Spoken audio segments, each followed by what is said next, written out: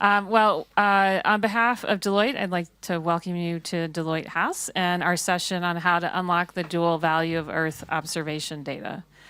I'm Stacy Janiak. I am the Global Deputy CEO of Deloitte. We're thrilled to have you all with us this afternoon on such an important topic. Last year, we had a great conversation actually over in the Congress Center on this topic, and there was a lot of excitement about what was now possible with the advent of generative AI and the ability to extract more value out of EO data. There was also, coupled with that excitement, an equal amount of concern around the challenges that still exist on how to do that, and I'm sure we'll get into some of that today as well.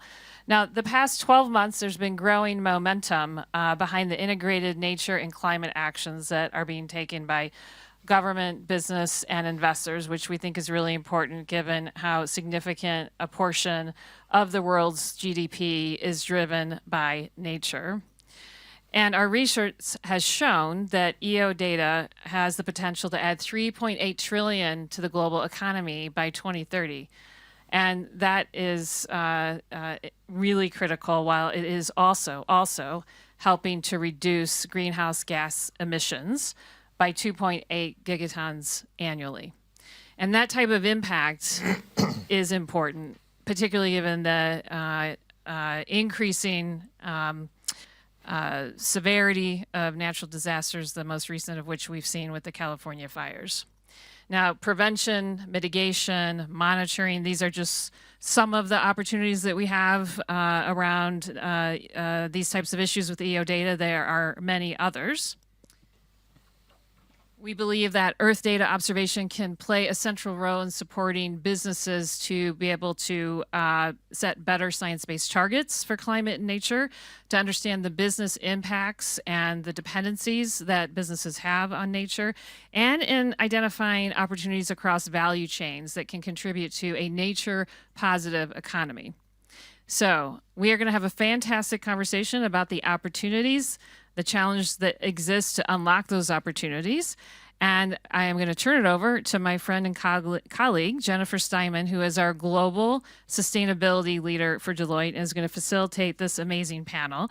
And I just want to remind everyone that this session is being live streamed in an effort to broaden our community and reach today. So thanks for joining us. Thank you, Stacy. Welcome, everyone, and thank you, Stacy, for that great introduction. We are going to start with a round of introductions from our panel. So, Dan, if we can start with you, and we'll go down the line with your company, your role, and then we'll get into the questions. Sure. My name is Dan Hammer, and I'm a data scientist by trade, which I can say with impunity because no one knows what that means. I don't even really know what that means, even though I have a PhD in it. From Berkeley. I'm a co-founder of CLAY, which is a large, open, and nonprofit model that's trained on satellite imagery and released for anyone to be able to use. And it's primarily released or trained on ESA data. Thank you very much, even though I'm clearly a big fan of NASA. Not sure what gives that away. Yeah. So I'm Moto Arai, founder and CEO of Synspective, which is a Japanese startup company. We are developing synthetic aperture radar satellites constellation, and also we provide the data and the analytics with the data for the governments, mainly focus on disaster mitigation and sustainability, so the forest modeling like that. And recently, how can I say, geopolitical risk is increasing. So we provide also data for that to build up the, how can I say, infrastructure to understand the whole Earth for next generation. So that's our role. Thank you. Thank you for having us. I'm Ashley Johnson. I'm the president and chief financial officer of Planet Labs. We're a publicly traded benefit corporation based out of San Francisco. We operate a fleet of almost 200 satellites that are doing Earth imaging. So we image the entire landmass of the Earth every day. We have a number of partners in the room, so thank you to all of you. And obviously, our core mission is to use space to help life on Earth, and all of the things that you referenced in your opening remarks resonate, and the ability to bring Earth observation data to economies and governments to bring nature into the conversation. So thank you for having us. Thank you. Also, thank you for having me. I'm Josef Aschbacher. I'm the Director General of the European Space Agency. I used to be, until about 4 years ago, the Director of Earth Observation, and this is where the connection comes to this panel here. And within the Earth observation domain, which is actually my education and my background, I was working a lot in building up Copernicus, a program I think you know very well, which is a combination of radar, optical, infrared data, also atmospheric chemistry data. It's Sentinel missions that we have developed and we are developing. It is quite a large constellation. We work actually very closely with NASA. There is one Sentinel called Sentinel-6, which is co-funded by NASA and ESA. Thank you for that. And of course, we work also very closely with commercial data, either radar or optical ones. It's really a combination of institutional satellites which we developed, Sentinel missions, but also buying data on the market in order to fill the gaps or to complement this data. So it's a very comprehensive system. Every single day we are disseminating 350 terabytes of data to the world for free, and that's probably why you train your algorithms on Sentinel data, because we would like to serve the world with the observations we make for a better planet, as you called it. This is a contribution of Europe and the European Space Agency to make sure that we know how our planet functions and therefore better can prepare ourselves better for what needs to be done. Well, you can see why I'm excited about this panel. We've got some great experience here. Ashley, maybe I'll start with you. Planet strives to provide daily Earth data to see change and make better decisions, as you were saying. Could you speak a little bit more about what you see as the largest barriers to scaling the adoption of this daily Earth data? Yeah, I'd say, one of the biggest barriers to adoption is just the data itself. There's a lot of data, a lot of different types of data.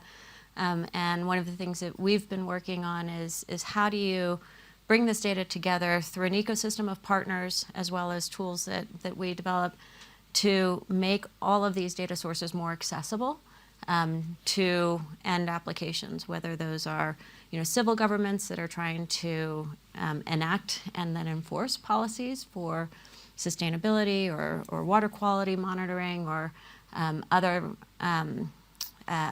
programs that are really important to their constituents, or for companies that want to understand their supply chains globally and how they're impacting the world.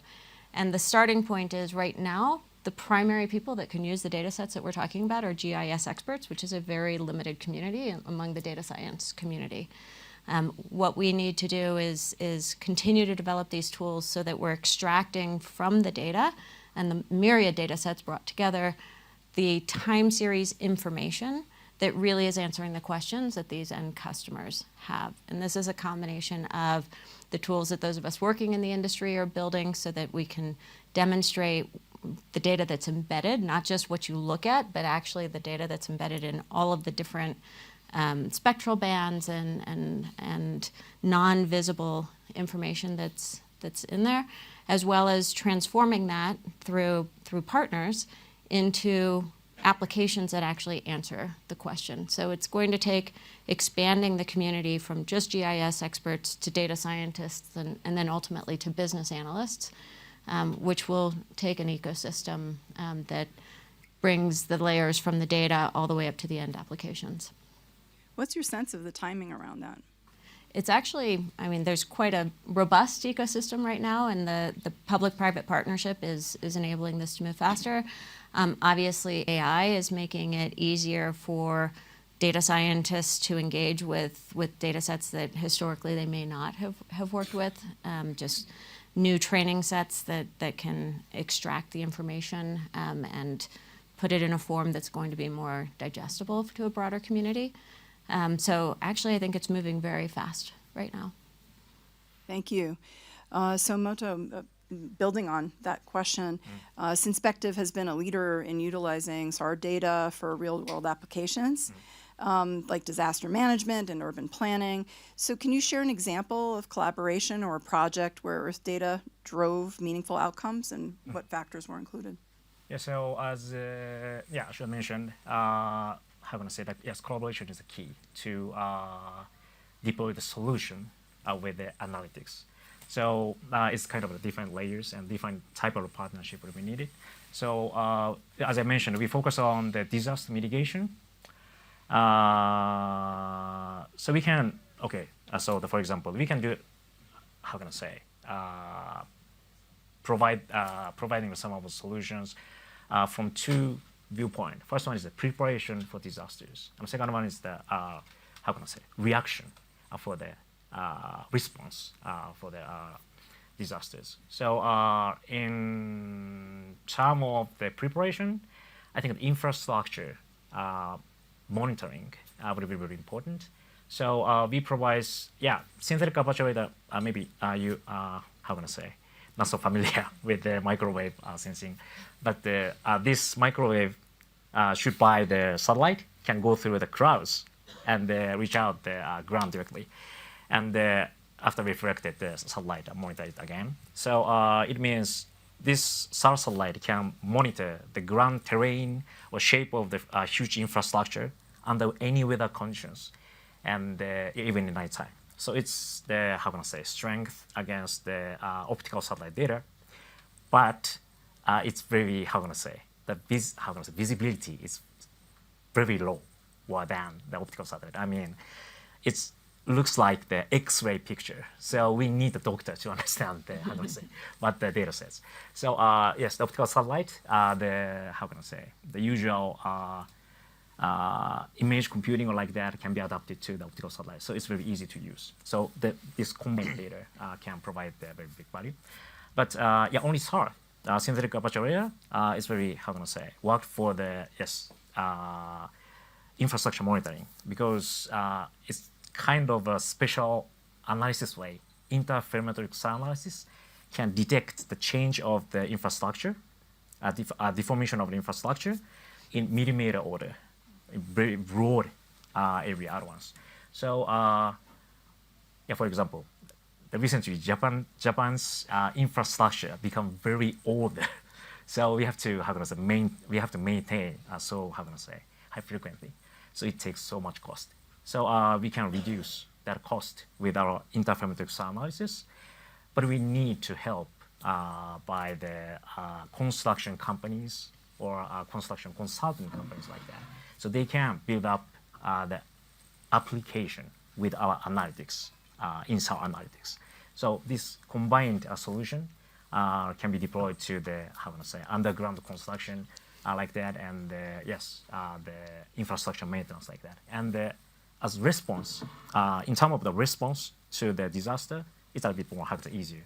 So we can, as I mentioned, our SAR satellite, it works even on the typhoon coming. So we can identify the flat area under typhoon coming situations, the clouds. So this information captured by our satellite immediately after disaster happening or under disaster happening is very helpful for the rescue activities by local governments. And also this information contribute to the assessment cost reduction for insurance companies after disaster. So these two type of the direction to approach this disaster mitigation is the typical SAR application, I think. It's typical, but it's very intricate, right? And there are so many different components and technology involved. It's remarkable. Josef, as you think about your organization, it's really known, and you were referencing this for the democratization of satellite data. How do you see open or affordable access accelerating the dual value of Earth data and addressing both climate and economic challenges? Yeah. I mean, this is a very important domain, and In fact, we have been reflecting a lot on what are the access conditions to the data which we are developing through the Sentinel satellites. And there was one camp, this goes back to 2010 roughly, one camp was saying, look, these are very important data, they can do a lot of very precise measurements, a bit what you just heard here on the radar data, you get images through the clouds, you get infrastructure changes with millimeter accuracy, you get sea level height with millimeter accuracy to see what is the climate change impact, you get atmospheric gases with very high accuracy. So it's a lot of very valuable information. Shall we restrict it? Shall we sell it? Shall we open it only for a certain community? Or shall we do a completely free and open data policy? And this is a bit what you're asking. And the reflections really brought that, as I mentioned a bit in my introduction, that we have been really reflecting on this. There's billions of investments that we have been making on the side of Europe, several billions, both by the European Space Agency, but also the European Commission. And we have really decided very consciously we would like to make sure that these data are free and open for everyone in the world of any place at any time. So this is a huge, I would say, quite a huge change to what happened in the past, because in the past they were either restricted or limited in terms of access. And of course, this is something that I think has made a difference because now so many people are using this data as their main data source for many things, not only climate change, it's for agriculture, it's for health monitoring, for pollution monitoring, for ship routing, for so many applications where a new economy is developing. And here comes a bit the economic aspect. Yes, now the economy is developing.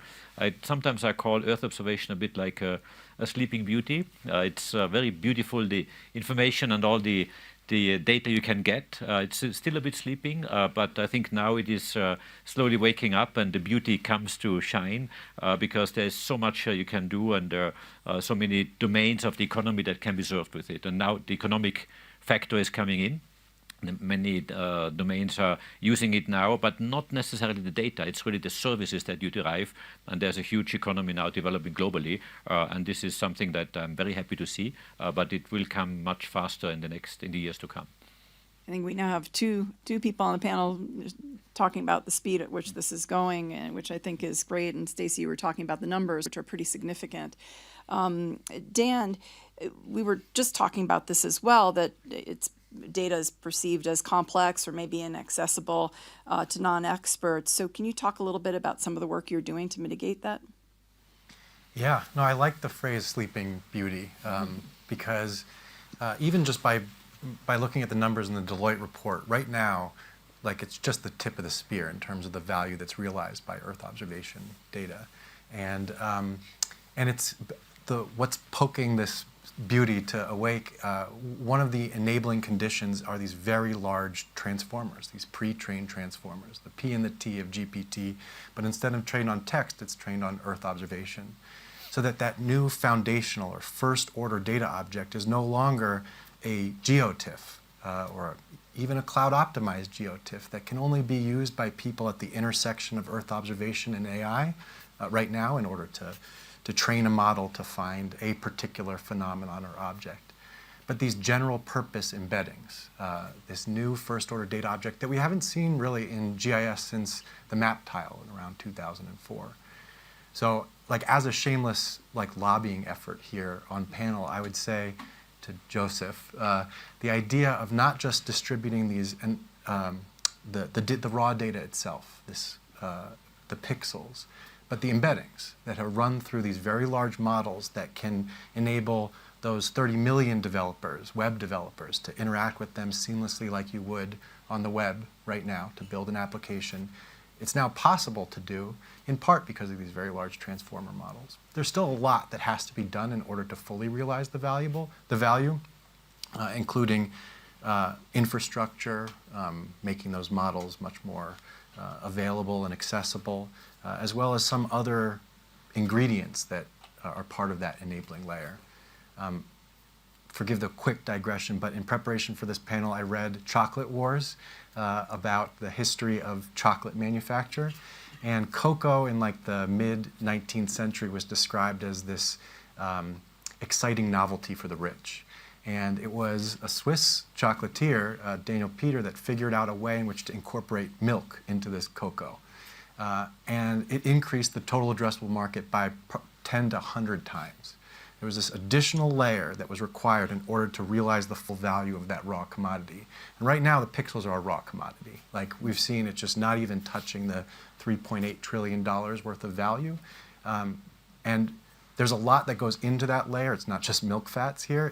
But the most critical layer is these very large transformers that have only been realized in the last few years. So it's a very exciting time to sort of wake that sleeping beauty.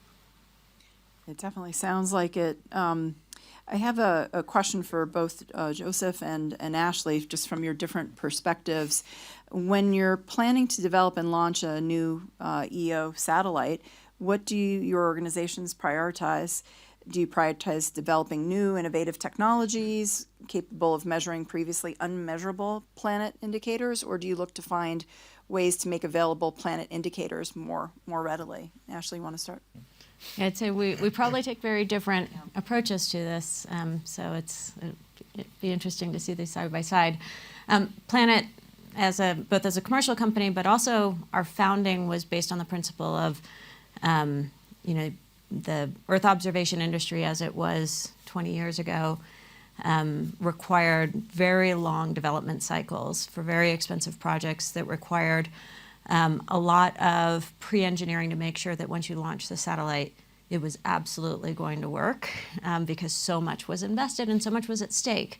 But if you thought about some modern technologies like your cell phone, would you really want to be carrying the cell phone and taking pictures with the cell phone you had 20 years ago? I'd venture to say no. But applying that same iterative technology that we have in a lot of modern technology to space requires a completely different approach. And so what our founders did was basically bring down the cost of the satellite dramatically so that we could iterate regularly, much shorter development cycle or expected useful lives. So instead of what we've seen with Sentinel satellites of, useful lives intended to be a decade, lasting longer because of the amount of engineering that went into the satellite. Instead, our satellites are meant to have a much shorter useful life, so it's 3 to 5 years. And that means we are constantly replenishing the satellites. We've sent up 72 this fiscal year for us, so 36 in August and 36 just last week. And we're on our 19th iteration of the satellite. And each time we launch satellites, we're introducing some new capability around communications or storage or compute so that we're strapping Moore's Law to space. And we're really changing that dynamic. So when we think about what to do next, it's both a combination of how can we make the data that we're producing better and more useful to our end customers, and what new data sets could we potentially enable. So in addition to the work that we do with these very small satellites, we also have, for us, big satellites, still small relatively speaking, so roughly the size of a dorm refrigerator, that do high-resolution imaging. The one that we launched last week has introduced the Jetson chip from NVIDIA to explore doing compute at the edge. We've done a partnership with a consortium called Carbon Mapper and NASA JPL to introduce the most sensitive hyperspectral sensor into space to do methane monitoring from space. And that was using the same satellite bus that we use for our high-resolution imaging. So it's about bringing the cost of the satellite itself down so that we can take advantage of the latest and greatest technologies that are constantly being developed here on Earth to make the data more robust, faster, and better for the end customers, to continually expand the end markets that are actually going to use Earth observation data. Yeah, as Ashley was saying, our approach is a bit, is not the opposite, but is, I would say, quite complementary. I have actually been visiting Planet, it was in 2017, and I still remember it was a very memorable visit. You were in the very early days of putting the Dove satellites together. But what ESA is doing, we are an R&D organization, so we do technology development, research and development, and our job is to do the impossible. I mean, to develop technology that has not been flying before, to develop algorithms and answer science questions that have not been answered yet. So this is really what we do. We push the edge constantly with new satellites or new technology that we are developing. And this is our job. This is what we do with our industry, with our partners in Europe. But here comes my complementarity. What we also want to do is, because we work on the very precise, very accurate, very outperforming missions with live long, but not only live long, but have a signal-to-noise ratio. That means a quality that is outstanding and is used as a reference for many others. But in addition, we would like to spin off or develop technology that can then be operationalized by commercial companies. We are a public entity. To have companies like, okay, we are European Space Agency, but we have similar companies in Europe as Planet, that they are, because they work with us in developing the technology, whether it's a sensor accuracy or radar signals to noise ratio or whatever the sensor requires. We develop this, and then these companies develop their own constellation and their own satellites, and then they commercialize them. And this is quite complementary, and this is something which I very consciously develop also in Europe, that we are preparing the technology. We increase what we call the technology readiness level, but therefore for our partners, our commercial companies across Europe, to really pick it up and develop satellites like the ones you do for Planet, but also radar satellites with ISI, as you perfectly know, is another company in Europe developing radar satellites, that there's an interaction. So, and we help them. I'm actually helping technology developments, but also buying their data because they are commercially selling them, for them to allow them to develop and get better, get faster, get even further in their performance. So this is really our job, to, on one side, set the standards technologically, but also help the commercial sector to really take off and be a partner, as where we are an anchor customer of buying some of their data. Fantastic. Dan, on a similar note, when developing platforms and technologies that help translate the satellite data into insights, what type of use cases does Clay Foundation look for? Well, I got my start building something called Global Forest Watch to track deforestation from satellite imagery. It's now part of the World Resources Institute. And we recently went back and tried to start to use products that had been built in the past as a benchmark, or really like operational evals for this new approach to Earth observation. And we didn't actually fully get through it, but we would estimate that to replicate what we had done in like 2012, 13, 14, before it went to the World Resources Institute, it would have cost us 100, maybe even 1,000 times less and faster to develop that product using these new techniques than before. And what's notable about that is that when we had originally started, we developed a very custom algorithm specifically to identify the loss of tree cover. It was very focused and highly parameterized in consultation with forest scientists. It's not scalable in scope. Now, with some of these very large models that can sort of surface these implicit and subtle patterns within the data early on, you get like 90–95% of the way there out of the box using a much smaller data object. It's just it's packed with information. And so using that same technology, we've also sort of tried to replicate another project called Global Plastics Watch, where we had identified plastic waste aggregation sites globally, or Amazon Mining Watch to identify illegal gold mines in the Amazon. And over again, using the same base unit, it's just reducing the cost over and over again. And so while I can sort of like enumerate these specific variables, I think where we're headed here is not enumerating them and not sort of like putting them in particular boxes, but that enabling layer for those very local queries. Identify blue tarps near that happened right after a fire. I'm not sure exactly what these proxy indicators are, but it's becoming so cheap and fast in order to generate those local variables that I don't even know what applications, and that's the cool part. I'd love to hear from each one of you, maybe Dan, staying with you, and we'll go down the line here, looking ahead, what you think is the single most important action or innovation needed to unlock the dual value of Earth data, both economically and climate potential on a global scale. Just that very simple question. But love all of your thoughts on that.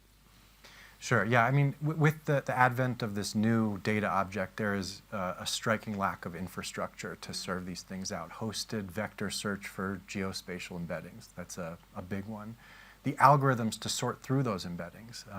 Language embeddings are very different than Earth observation embeddings, primarily because all the intrinsic semantics are in language, but not in Earth observation. So the algorithms to sort through these embeddings have not been invented yet. We don't even have the data to support that yet, the use data. So there's the infrastructure, the algorithms, the reasoning traces. There's like a whole industry, a factory that has to be built in order to serve these, the model to end-use applications. And it's, I mean, I see a lot of groups in this room that are building pieces of this. It's going to happen quickly. I'll tell your thoughts on that.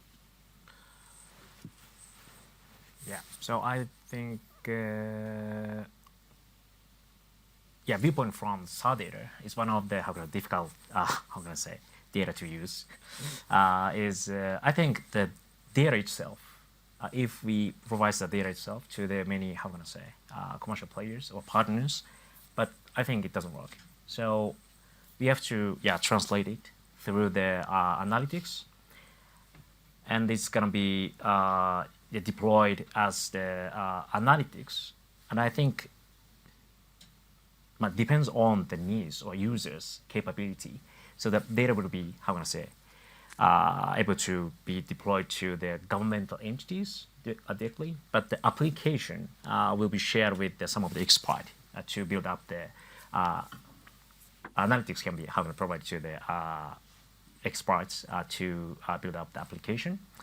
And I think more general users, they need the result of the analysis. I mean, not data, not information, I think.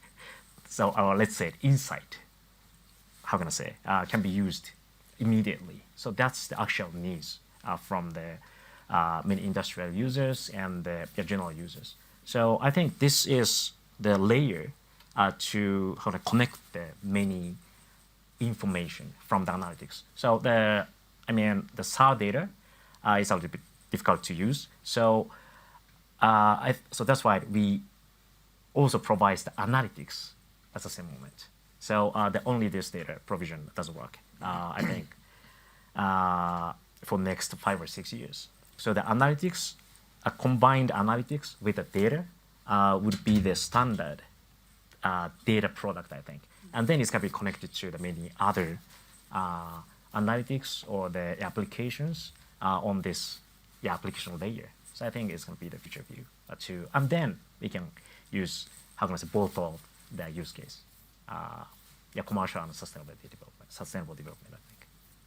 Yeah. Thank you. Ashley, your thoughts? Yeah, I think similar to what you've been hearing from all the panelists, there's no one single data set that answers all of the questions and that provides everything that's needed to get to the robust analytics that ultimately will serve these end goals, whether it's for economic purposes or disaster response, or hopefully predicting disasters. And so it's actually having common understanding and common infrastructure of how you bring these data sets together. And we've done a lot of work. We acquired a company in the Netherlands that brings Sentinel data combined with Planet data to get to indicators, time series data around land surface temperature or soil moisture that can then be integrated into, and solution provider wanting to answer a question for a government around what is the risk of soil runoff and water quality, or what is the risk to our infrastructure based on changes, or what is the risk of drought in the southern part of the country, et cetera. And so it's this infrastructure and understanding of how you merge all of the data sets that are out there and a lot of the work that we've been doing with local governments is create, being part of, I shouldn't say we're creating, but we're being part of these data hubs that are feeding the governments and the research institutions and the universities in ultimately, building the analytics, leveraging the tools, and bringing all of the data sets together to try to solve some of the most important challenges facing the planet and the countries and municipalities that we work with. So I'd say it's that infrastructure that combines all of the data sets is one of the things that I get really excited about when I see the amount of investment that's going into building that out. Josef, your thoughts? Yeah, I'm the last one in the row, so a lot has been said already. Almost everything has been said. So, no, but I think it was really said. I've been really reflecting a bit on what would be the next phase or the next step of, especially in Earth observation. One thing which we see, and we have just heard it also from the panel here, we get a lot of information and more information. So certainly we need to close some of these gaps, that we have more continuous information. That basically means more satellites in order to have data, I would say, not once a day, but once every 30 minutes. I think this is a big challenge, but it's easily possible. You just need to put the energy behind to do it. But the much bigger challenge is, and I think this is where the future development goes, and you have also mentioned it, is to not only use this data, but to really combine all the observations you have from different sensors, because you need day and night images through radar, you need infrared images to see what objects, how the temperature changes, or even hot bodies are changing, or temperatures are distributed. You need optical data for very precise measurements. You need hyperspectral data. So you need this wealth of data. And let's assume we get them. So what you need to do next is to really put intelligence onto the satellite. That means pattern recognition, artificial intelligence on the satellite to recognize very quickly a flooding, a forest fire, as we have it across the world, and immediately send a signal down to a civil protection agency or whoever is the user of that. So this automated system that embeds already intelligence or calculations onto the satellite itself, edge computing. Of course, combining this with Earth system models. And then here comes the big challenge to really to improve the Earth system models, but then use it to create digital twins, to simulate our planet or parts of our planet, that you can say, I have enough information, I understand our Earth system better because I have modeled it and I have better information. I do, of course, in orbit edge computing, but now I'm able to simulate, to predict what could happen, or not only predict, but also to simulate extremes. For example, what would happen if I don't want to use the example because it's a negative one, but what would happen if I cut, the Amazon forest by 20%? And what would this mean for the local community, for the economy, for climate, for warming, for water, hydrological cycles, for carbon cycles, and so on? So all these simulations where you can twist your knobs and simulate situations, also for decision makers to see, look, I cannot go beyond this threshold because then something very terrible happens, or some tipping points are being surpassed, and therefore it's irreversible, and therefore we have to make sure that we are not going beyond this point. So this simulation, this digital twins, I think is something where a lot of energy will be invested in the future, because it combines artificial intelligence, observations, Earth system models, and high-performance computing, because you need very performing computers to do that. And I think this, for me, is certainly the trend in the future, where I think many of us are investing, are working, certainly on our side as well. And I really believe that next year when we sit here, if we sit here, probably there's some progress to be reported on that. Well, it's interesting, just in a year, because we did a similar panel actually last year around Earth observation, and just listening to the advancements in a year, it's kind of incredible. So I do think we'll see a lot more in the next year. Sleeping Beauty is right? waking the up. Sleeping Beauty with a layer That's of right. chocolate in there. It's all very enticing. Ashley, and then maybe Dan adding on as well. And Ashley, I was taken with our conversation as we were huddling before we came up here. You were talking a little bit about the work that you're doing to make things accessible for the Global South. So what strategies or innovations do you think are most critical for making Earth data accessible, scalable, and inclusive, particularly for underrepresented regions or industries? I mean, this is a lot of what we've been talking about today. I mean, the cost right now is very high for storing the data, for working with the data, the compute then on top of the data. And that's not even backing up to the educational systems to have the people who can actually work with the data in the first place. So again, a lot of the investments that we've been making, we acquired a Slovenian-based company that had a product that was very well used called Sentinel Hub. And we continue to invest in that unit because one of the things that they do is they actually store the data, and it removes this duplicative cost of, we're storing the data and then our customers store the data again, but rather keep the storage cost in one place, and then it's just passing along the compute cost to the end customer. And that's just one of the examples of looking at the ecosystem and saying, where are we making it harder than it needs to be, and what can we do to change that? So it's about the tools, it's about the user interfaces that increasingly abstract from images that you looked at to the information that you're actually looking for, and shifting the paradigm in general around Earth observation. I think that's one of the really important trends of moving away from this notion of you need eyeballs to look at the data to you need the bits and bytes, the embeddings that are in the data that actually hold the answers that you're looking for. And then it's about collaboration. When you start talking about some of the less privileged communities that need this information even more because of the impact of climate change that they are feeling firsthand.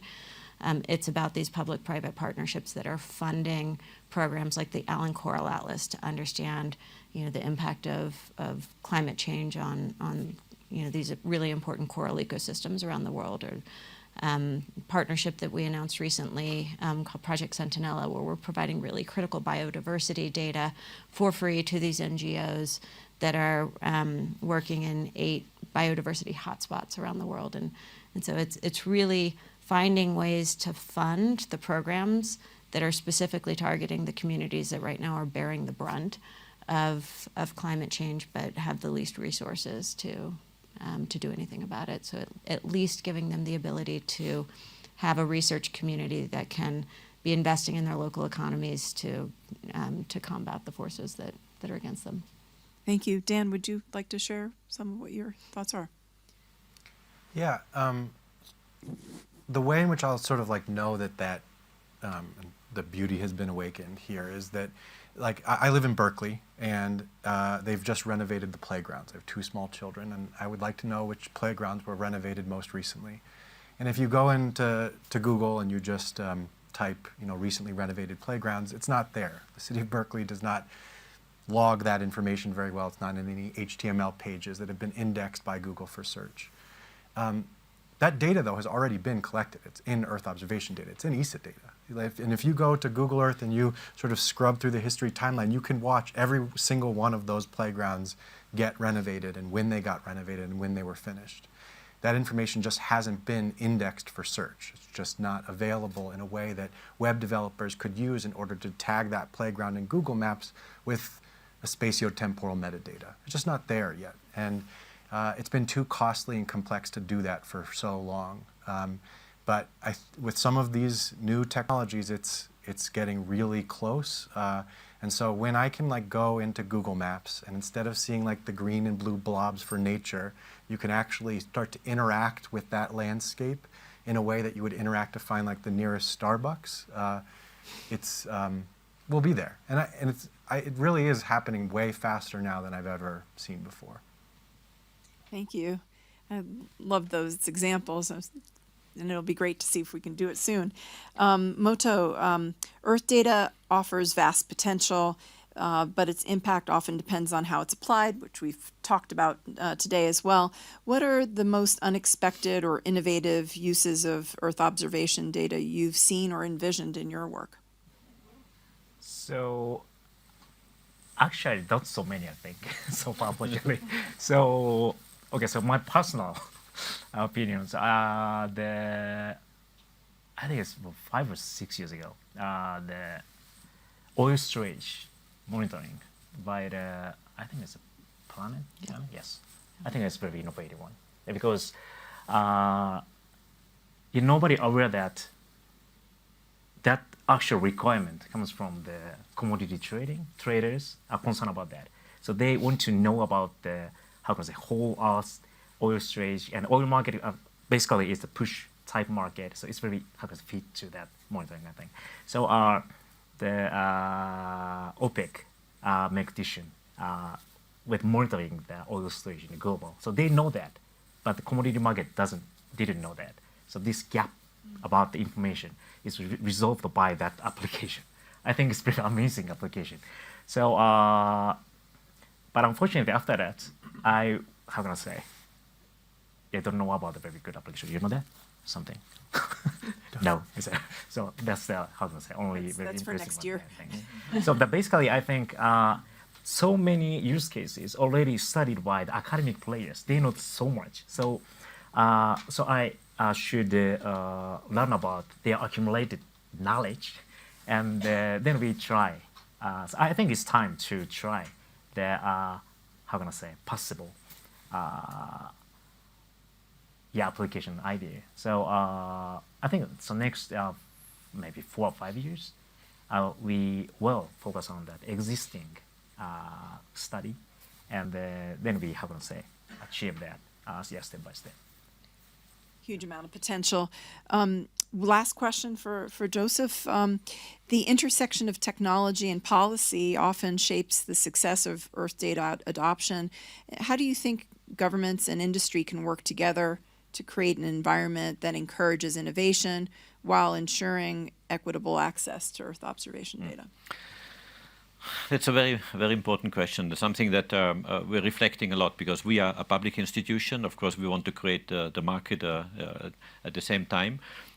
So I really believe in the principle, which is pretty well established in the US, in Japan, also in Europe, is that public institutions like the European Space Agency or the European Commission, they have to build up huge programs, long-term programs, and provide stability for the commercial actors to play with. Then, of course, they have to be funded, they have to be established and funded. Then us as European Space Agency, we are contracting industry and therefore really develop them. For example, we have this year a budget of 7.8 billion.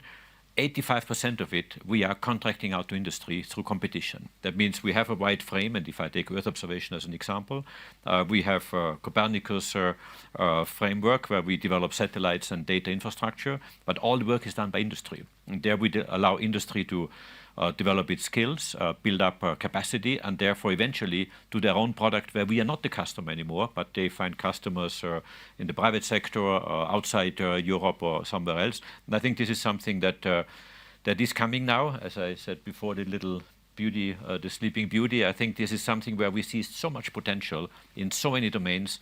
I really believe that space is highly underutilized today. And if I think of pharmaceutical industry or agriculture or energy companies or health industry or security, defense, and many other domains, there's so many opportunities that we know of because we are working in its domain, but it's not yet penetrating into these economic sectors. I really think that there's a huge boom coming, a huge development coming, and this is for me the way where the public sector needs to interact with the private one. We set the frame, but really allow the private sector to be fast, agile, innovative, and really discover new domains that we somehow enable, but they have to do it. Thank you very much, and thank you to each of the panelists today. Really appreciate it. It's, as we talked about today, this is an ongoing, I'm sometimes shocked to hear how long this industry has been building, but it really does feel that we're on the precipice of something huge. For Deloitte, we've been working with the World Economic Forum on an initiative associated with looking at the value of Earth observation data, which I think is important to this conversation. As we look forward in May, we will release a joint case study with community members, which will pilot and showcase. And actually, the piloting part is part of what I think will be exciting. A high impact Earth data use case accompanied by lessons learned and part of this is an attempt to get this more out into the public and more accessible. So look for that at that time. And in the meantime, I'd like to offer sincere thanks to our panelists. I think this has been incredibly educational and exciting. So really appreciate your time, and let's give them a warm round of applause to close us out today. Well done. Thank you.